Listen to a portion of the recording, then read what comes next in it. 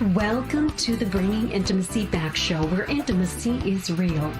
If you desire to intimately connect with yourself, your significant other, children, family, friends, community, and higher power, this show is for you.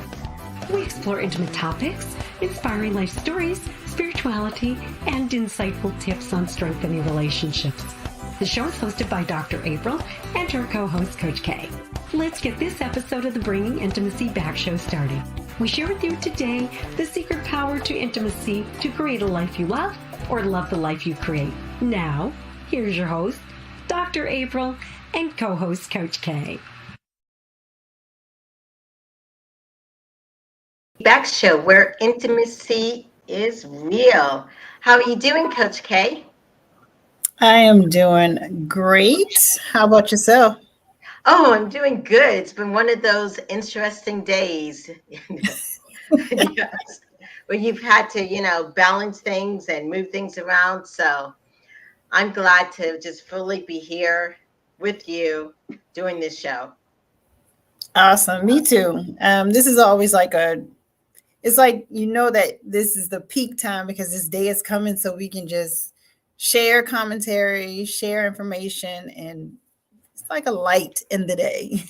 Yes, definitely. And I'm glad, today our guest will not be here. So it just be you and I, Coach K, which is wonderful. And maybe that's how it's supposed to be. Yeah, Right? yeah, because we're going to talk about some topics of anxiety and depression that many of us face during this time of preparing for another holiday season.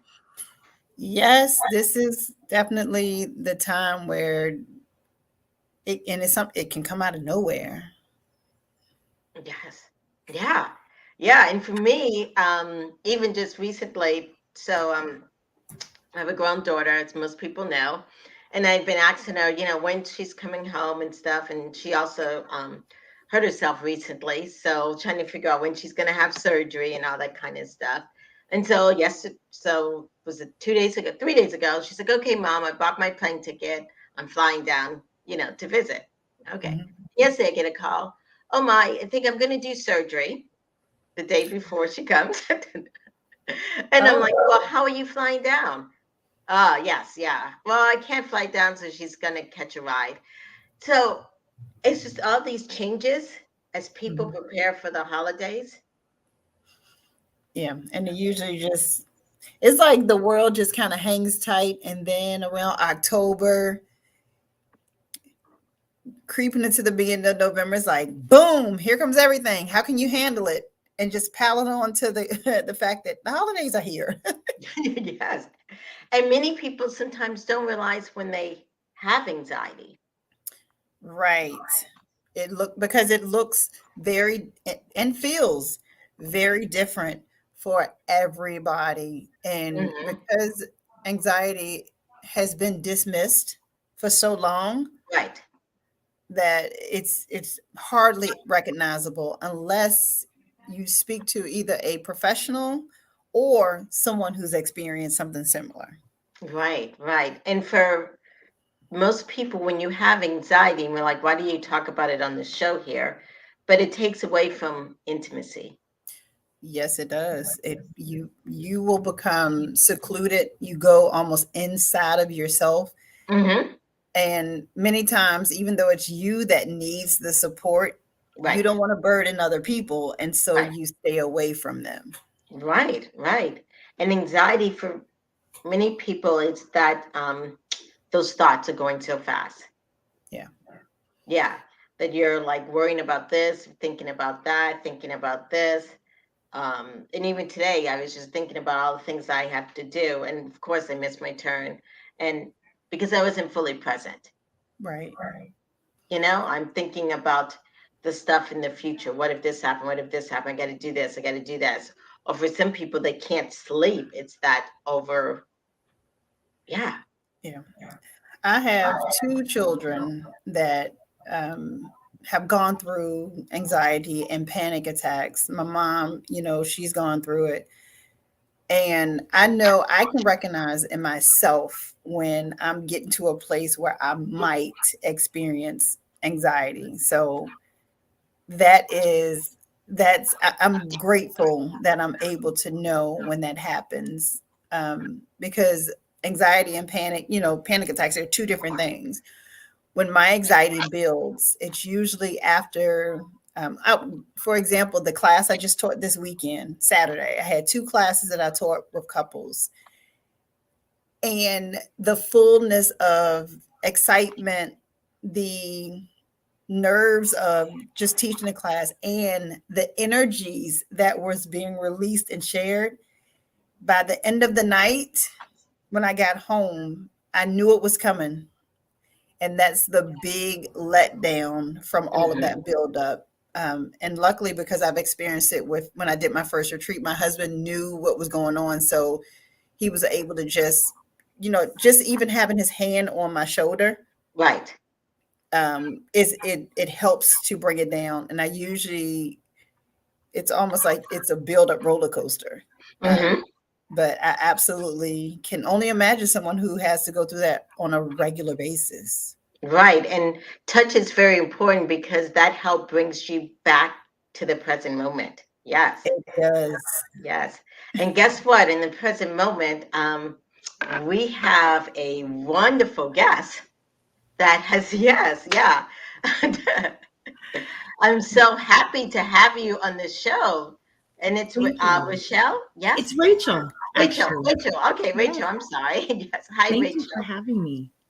Yes. Yeah. I just saw that she had popped in, and so I'm really happy that you're on our show, and you have a great topic that we just started to talk about.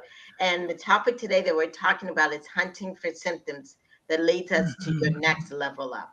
Oh, yes. So, yes. So, Rachel, please tell the audience a little bit about yourself.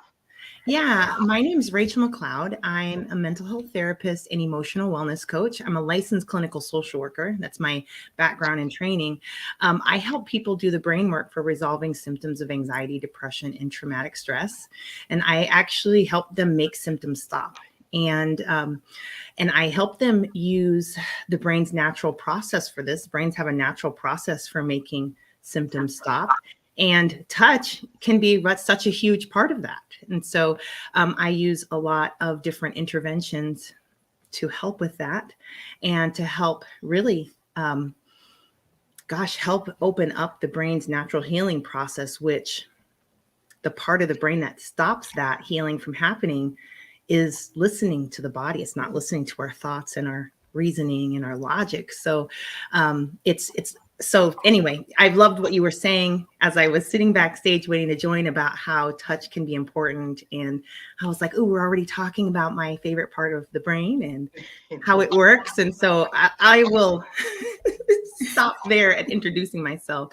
I love this topic and I love watching how we can heal so quickly and how these symptoms, how our brain is really trying to resolve these symptoms and how these symptoms are just evidence that the brain can't and isn't doing that yet, but we can help. So anyway, I'm excited to be here.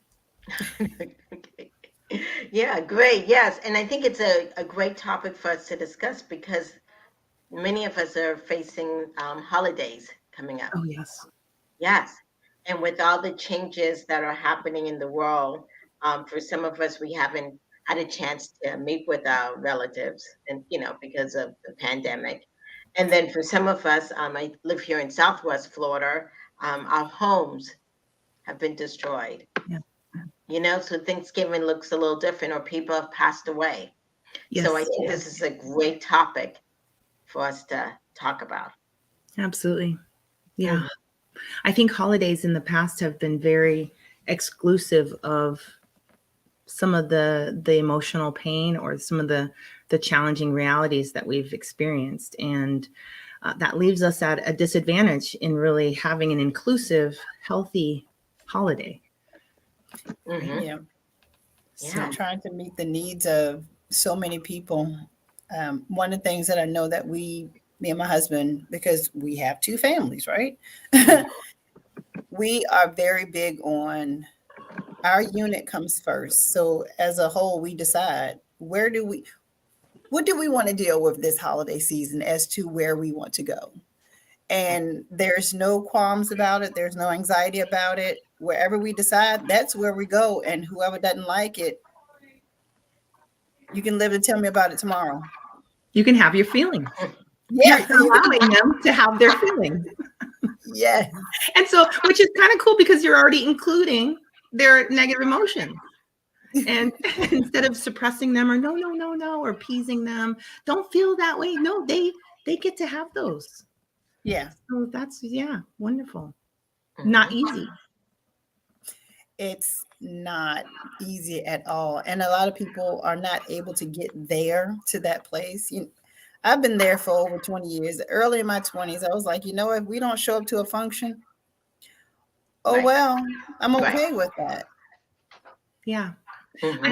I think that, gosh, this is really a complex issue. We can really interpret other people's feelings, words, ideas as threats to our survival. Yeah. At such a deep level that we are not even conscious that we're actually threatened. Like our system is operating as if we are being chased by a tiger. Or, just because someone's having some emotions that our system registers as it's not safe. And maybe that was because it wasn't safe when you were younger for someone to feel disappointed or angry or left out, And so when we come forward, if that hasn't been resolved yet, we still our survival system, when they have those feelings, our survival system will shut us down and push us into a survival state of fight, flight, freeze, faint, and fawn. Maybe we snap at them for being disappointed, or maybe we're talking to the next thing we know, we're in a full out nap because it overloaded our system and we went into faint mode, or maybe we froze, or maybe we did the fawning and we just appeased them and drug our family over there, even though it wasn't in our best interest, because on an unconscious level, we thought it was a survival thing. We thought we wouldn't live if, and that part of the brain, it's not a reasoning or logic center. It just is like, are we going to live? Or are we going to die? Are we going to survive? Are we not going to survive? And it's listening to the pain neurons. It's not listening to a reason. Oh, we're going to be safe. Oh my gosh, they can have their feelings. Gosh, why don't you just get over this? It's not about that. It's about our bodies are sending in all this information about the past experiences where this wasn't safe. So even though logically we know that it's totally fine for them to have their feelings, our body hasn't figured that out yet. And the body has a specific way of figuring that out. And that is through sending this information, this old information, this fear.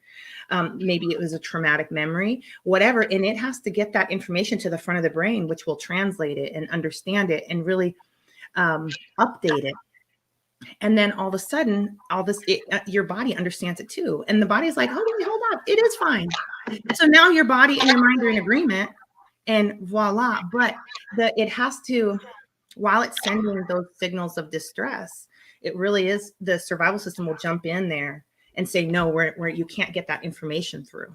You can't get that information to the front of the brain, and it will block that communication loop. So the brain's like, hey, I have all this fear and stuff and trauma to share with you.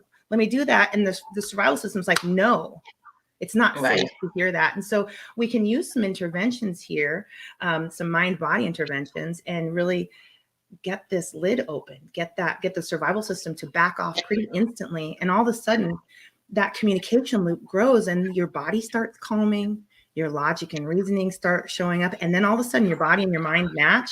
And you're like, yeah, we're going to stay home. It's okay for them to have big feelings. And so this ability really comes with, can my brain process the fear, the old memories, the old conditioning, the old lessons, and really make a new way of being here now. Right. So Rachel, in the sense of, like you said, like we're in that panic and that fear state, and there's a lot of people who are out there listening, and they're feeling very anxious about Thanksgiving for a variety of reasons. How can they have the courage, or what needs to happen for them to lift up that, so that those two can connect? Yeah. And I'm going to answer this total nerdville. And first thing I want to say is that this is awesome. The fact that you have all this anxiety means your brain is really trying to make a new way of being for you. It's not, you're not anxious because your body wants to shut you down. You want to be in a state of overwhelm. That's not what this is here for. This is here because your whole system knows we can't keep going on like this. It's not good for us. We don't like this. So you're in the middle of the beginnings of a massive change and a massive healing and a massive growth. So all of that information, your body is reporting all the memories, all the stuff that's creating the anxiety. So what we really want to do is we want to open up, we want to get your survival system to let that information through. It's really simple. So to work specifically with that part of the brain, you need to engage the body. Right? Engage the body. We already know this intuitively. When we're babies are crying, we go pick them up and we rock them and we pat them because we know we're actually engaging specifically with their survival system. And so, and then it opens up, the baby starts relaxing. All of a sudden, the baby starts making sense of the world around them. Can you engage the body by yourself, or do you need someone else? Yes, I teach specific interventions with this. I teach emotional freedom techniques. I teach thought field therapy, energy medicine, and EMDR, and eye movement-based intervention. And so those are things I do with people, and I teach people these things. And intuitively, we're already reaching for things. I want to talk about that for a second, because if you're anxious and you're starting to do these things, I want you to understand you are trying to help your healing process complete. Right. Don't block it. Go with these things aren't going to be so fabulous, but once you see you're doing them, you're going to say, oh, hey, wait, let me go try one of those things Rachel's talking about, because it's going to be a little bit better. And we can actually accomplish this instead of create more problems for us. So if we're feeling anxious and we're reaching for food, you're actually trying to do a healing function. Food is a way to engage the body, to do healing activities. So you're naturally trying to do that. If you are going and you are drinking alcohol, using drugs because you're anxious, you are trying to get this process complete, but it's not working. And so you're just trying to engage the body to calm down. So instead of reaching for, while you're anxious, instead of reaching for one of the things or your shopping cart to go buy all the things, some retail therapy, if you can grab an intervention like emotional freedom techniques, which is free, it takes 30 seconds, all of a sudden your survival system will pop right open, you start calming, and you'll start having these new ideas about your problem that you've never had before, because your brain is gathering old information that it's never had. That's like, oh my gosh, I get it. We're going to take this information, we're going to put it here, we're going to put it there. It'll reorganize and start sending you new pieces of information. So can you tell us a little bit about this emotional freedom technique? Yeah, we can actually. I'd love to give you guys a demonstration of this. I don't know if you've used emotional freedom techniques, but I know there's going to be some people in the audience who have never used it or even heard of it. So it's an emotional acupressure intervention. So we're actually using the body's meridian system, which is one of the body's natural communication processes. So the survival system is already listening to it. And we're going to tap on some points on the body. And so I'm going to guide you through this. And if you choose to participate with me, I encourage you to take full responsibility for your wellness. With this, there are no known side effects. So I love to hand this out to people a ton. There is another intervention called EMDR. It's it's natural to the body, but it has some pretty gnarly side effects if it's not the right fit. So I don't like to just, hey, try this. But emotional freedom techniques is pretty safe. So, and it works the fastest. So let's do a demonstration. I'm going to invite you to think of something stressful. Maybe not super mega 10 stressful, right? But just something like, man, if I could feel better about this, if I could be less anxious right now about this. So just tune into that. Let that idea come up into your mind. Okay. And now I'm going to take it a little deeper here and just ask, well, what's so bad about that for you? Well, for me, it's an upcoming audition coming up that I'm doing out of my field. So it is probably just the bad thing is just about embarrassing myself. Perfect. Okay. And so from there, I'm going to ask, and if you're at home, please the same. What's so bad about that? What's so bad about embarrassing yourself for you? For me would be putting my reputation online, probably. Okay. So now that you have this piece, right? We're just going to focus on the last piece of putting your reputation online. I want you to just tune into your body and see where you feel this the strongest in your body. I feel the strongest probably in my back. Okay, great. Okay, now with all this information, I want you to rate how intense is this for you right now on a scale of 0 to 10. 10 maximum distress, 0 no problem. Probably 7, just because I just came from a class dealing with this. So Yes. Okay, so you can feel that level of 7 intensity. Okay, yes. We are loaded in. So this is okay, so we're just going to get to tapping. I'll talk a little bit about it later. So I'm going to have you guys tap on the side of your hand. Like if you were to karate chop something, it's that fluffy part on the side of your hand. Okay. And these interventions, we never actually have to talk about it, whatever it is. We just need to actually just start working with our survival system. So you're tapping on the side of your hand. It's on the top, the surface of the skin, so you can tap really light. You can actually, if you're really sensitive, you can come out on the side of it and tap in front of it like you're going to tap on it and just not, because your brain knows what we're doing here. And then I want to have you tap on your eyebrows at the beginning of on your eyebrow hair, right by your nose on each side. And then on the sides of your eyes and under your eyes. Good. Just a couple of taps in there. Some people really want to stay here longer. That's okay. If you do, go for it.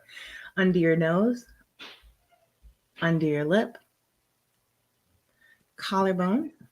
This is the toward your neck. There's some bones, some round bones in there. You want about 1 inch underneath those. Close enough is good enough with this intervention. It's also why I like it.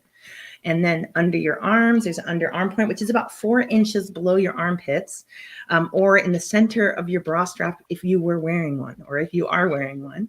And then there's another one. Those are liver points. They're on the front of your body, on your ribs, the lower rib area, right where your liver would be on both sides. And then there's some finger points. So imagine if you were reaching your hand out to shake someone's hand and your thumb is facing you, go ahead and tap your thumb right by the nail there. And then on top of your first finger, leaving it in that same position, but facing up to the ceiling. And the middle finger, the pinky finger, the side of your hand, and the back of your hand. Okay, and then I'm going to have you tap on the top of your head a little bit. Okay, so one quick round, but let's just tune back into that embarrassing yourself problem, or for whatever issue that was for anybody else, and that sensation in your back and your body, and see what you notice now. Is it the same? Is it worse? Is it a little bit different? Is it less? I believe it is less. Yeah. Okay. What would you rate it now? Like a 4. A 4. Awesome. And so when I work with people, the very first thing I'm doing is matching them with an intervention. I want to see what intervention does their brain like, that their brain says, yes, I can, this helps me do my healing work. And so after using intervention, I want to see a couple of things happen, or at least one thing happen. I want to see the intensity lower. I want to see them feeling like their body relaxes more. I want to see them have more clarity of thought, new insights. I want to see maybe some epiphanies. Those happen during this because once the brain can get this information, it's like, aha. And I want to see possibly new solutions starting. So if any one of those things are happening, we're getting prefrontal cortex activity. And instead of just body sensations or survival states, which is anxiety, right, where that's the survival system is active, we want to see the prefrontal cortex come online and really start rocking.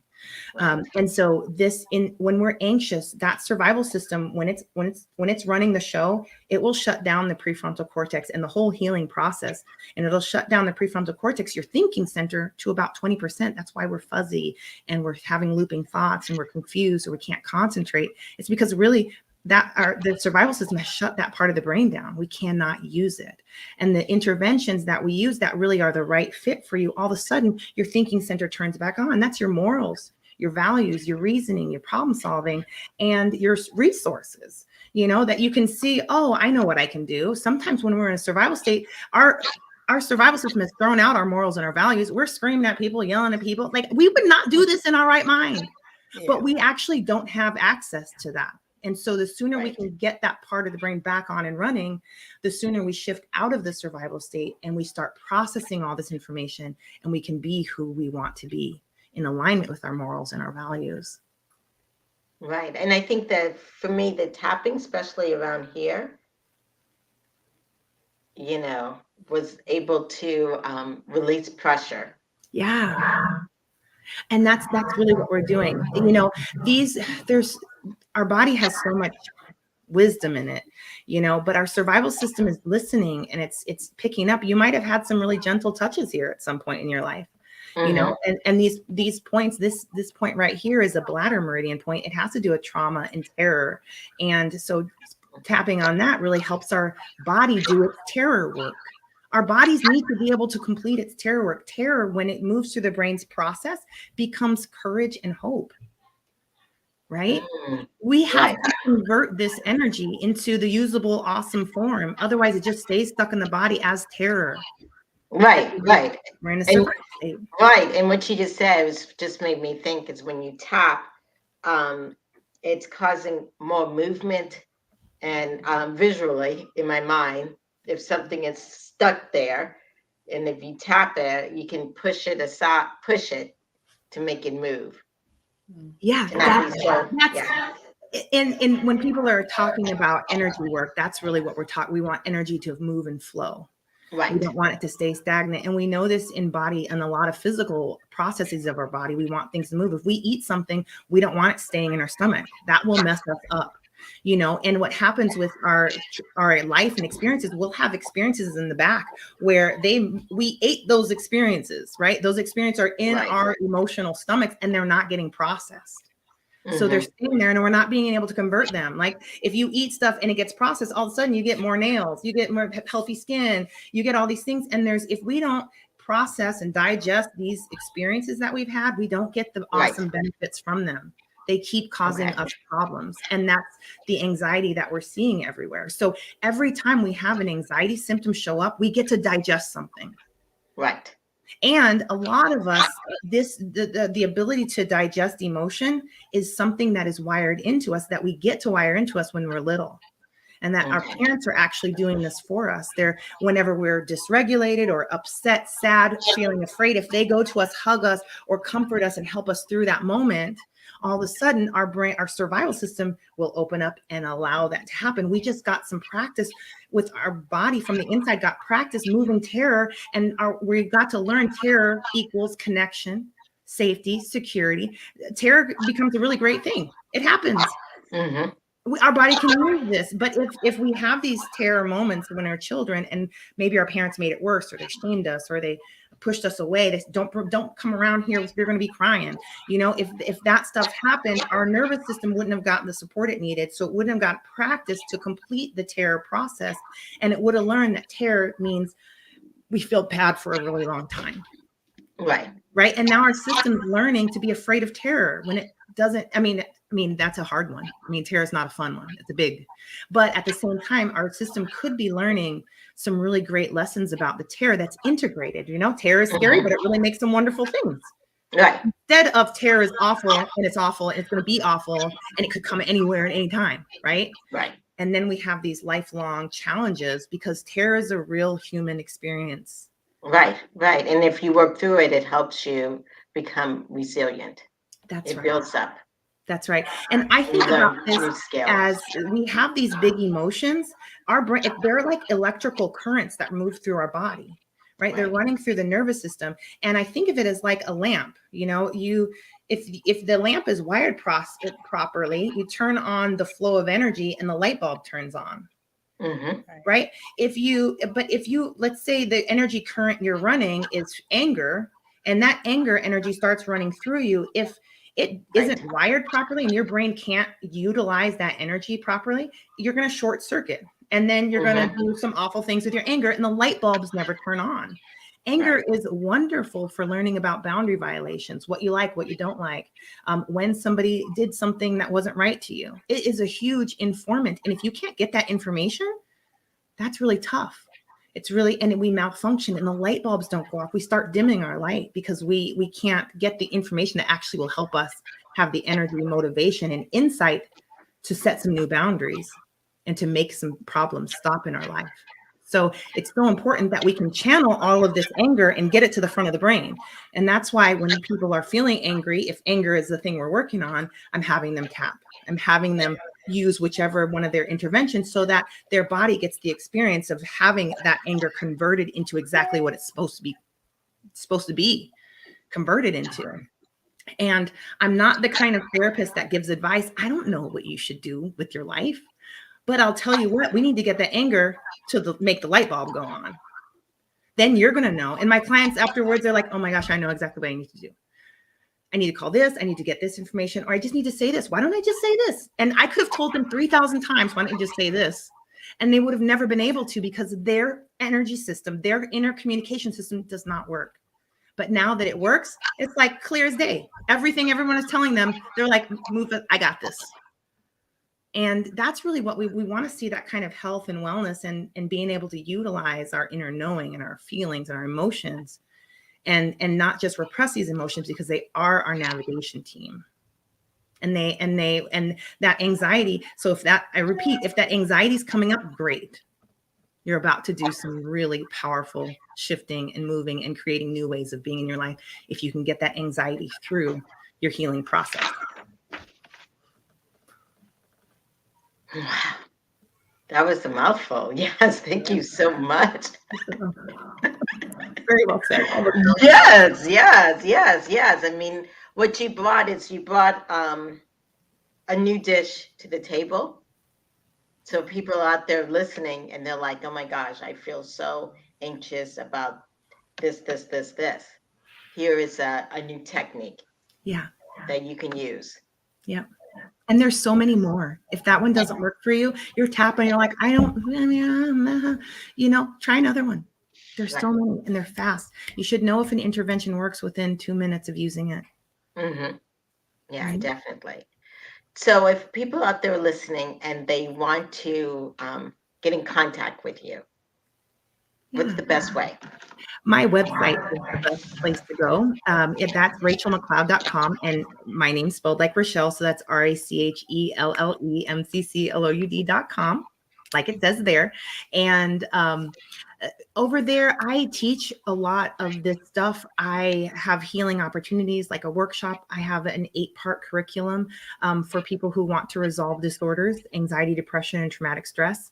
I have a step-by-step process that people can use and follow and really help them do the brain work for resolving these issues. And I also have an intensive coaching program. And gosh, on my email list, I start sending these intense intervention trainings out right away. Day 1, I give an intervention video for emotional freedom techniques. Then 2 days after that, I put on there my favorite trauma processing intervention. And these ones have no known side effects. So it's like, gosh, why not? Let's see what it does. Let's see if it gives your brain the support it needs to really open up that healing process and get things moving. Yes. Well, thank you so much, Rachel, for being on the show and for showing us this emotional freedom technique that we can all use at any time, and it helps in like self-care, especially as we're, coming up of Thanksgiving and we don't know what to do. But this is something you can do before you get there. This is something you can go in the bathroom to do, or this is something that if you're at the dinner table and you're stressed out, yeah, pull it out as one of the things on the table. Yes, definitely. I have clients that'll sit under the table doing their finger points, so nobody can see them. Me, I'm just like, hold up, my brain needs a moment. Yes. Thank you so much for being in this show. Yes. Thank you for having me. I appreciate it. Okay. Yes. Wonderful. This has been the Bringing Intimacy Back show. We'll take a break and we'll be back in a moment. Jamaica, Paradise Island in the Caribbean. Discover quiet waterfront treasures just mere steps away from paradise. Enjoy true Jamaican specialties, live reggae music, hotter than Hade's spiced jerk pork, and chicken sold from beachside vendors. Join vacation counseling in Jamaica on February 12th through the 15th. Surprise your Valentine with a sun-kissed, relaxing romantic getaway to Portland, Jamaica. What are you waiting for? Welcome back to the Bringing Intimacy show, where intimacy is real. Wow, that was I just love that emotional freedom technique that she just showed us. Yeah, very helpful, very easy to do. And like you say, you can do it right at the table. If you're just sitting there, you're like, ooh. Yes, definitely. Yes. Yeah. Yeah, you can just sit there and do that, which is great. Yes. So we're going to be taking a break for Thanksgiving, and we want to wish everybody a happy Thanksgiving. You have to look at Thanksgiving as a time to be thankful, Yes. grateful. Yes. Yes. And appreciate starting with yourself. Because I know, yes, we want to think about others and we want to give to others and we want to please others, but sometimes look in the mirror and see the most important person that you can give to and be grateful for and appreciate, and then share that beyond yourself. Definitely. We have to take that time to tune into ourselves and be appreciative and respect ourselves, so that we can create those boundaries for the holidays and we can get to a place where we don't overwhelm ourselves for the holidays. And I think me and you were talking right before we came on about how, I described it as dark, sometimes dark, heavy, and wet feel of anxiety. So that's great to have that, some kind of technique to just get you out of that place.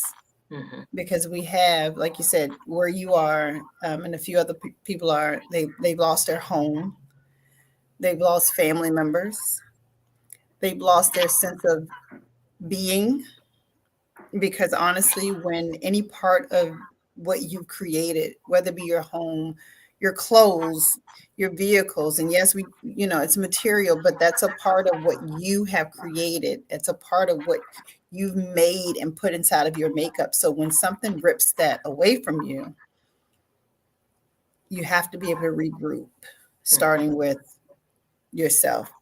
Like we talked about, that touch. Right. And the other thing that I think you made a valid point, and you've mentioned it a little bit here also, is boundaries. Yes. And it's so important because, like you said, we got to take care of ourselves.